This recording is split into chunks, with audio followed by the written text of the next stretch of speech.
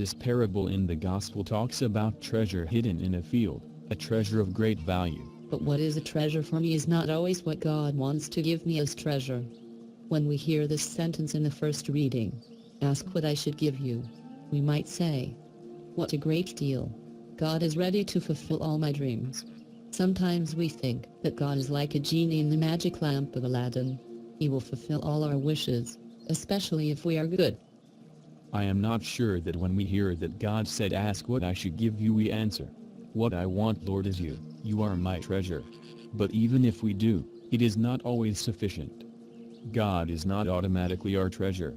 The greatest gift that God gives us is Himself. What God brings in this world is Himself. God brings God. But to open ourselves to this gift we absolutely need to be renewed in our love to God. Where is your heart, your love? This is where your treasure will be. This treasure we are seeking is God Himself, and to find this treasure we need to participate to His life, connect to His love.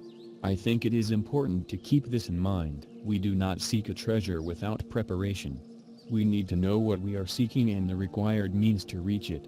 To find a shipwreck at the bottom of the sea we might need a submarine. But what do we need to find God? First, we absolutely need to recognize that every attempt to reach God through our own strength or means will result in failure. To find God we need God. It's God and me who is seeking God. Without God we cannot find God, and this is why we need to participate in His life and His love. If God is on my side I will find Him. If I count on Him I will definitely find Him. If it is God who helps me find God, that means that God's love explains this parable. Without God's love this treasure hunting is very strange. Why? Because if I was that man, I would not sell all that I have to buy this field.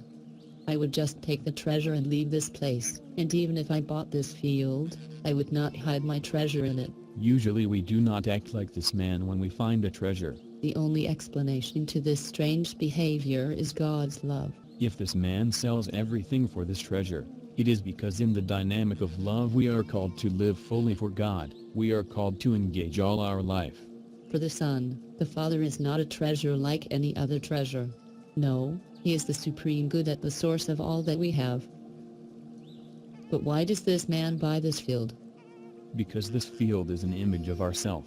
Most of the time we live at the periphery of ourselves. The result of our addictions and sins that enslave us is that we are expropriated from ourselves. We do not abide deeply in ourselves. When God, with His love, helps me to get away from all kind of addictions, He helps me to abide in me. He helps me to get into my field. God's love is my highest possession. It's not there to take attention away from me. At the contrary, it restores my dignity. This is why it's very important to pay just as much attention to the field as we do to the treasure. And why does this man hide his treasure?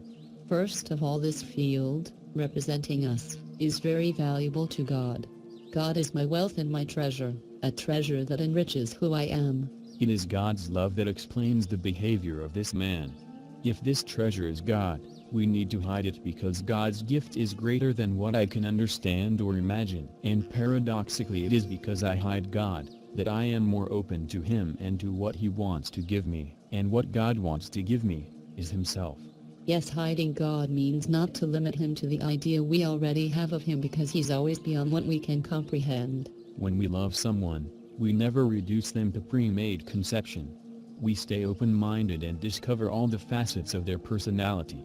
Keeping an open mind allows us to truly know, at a much deeper level, the person we love. So this parable tells our spiritual adventure with God. How God helps us make Him our treasure. In the Bible we have this sentence: "Who finds a friend finds a treasure," and this is what God offers each one of us against all odds. His friendship. But to recognize and to live this friendship, we need to, with God's help, act like this man in the parable. In his joy he goes and sells all that he has and buys that field.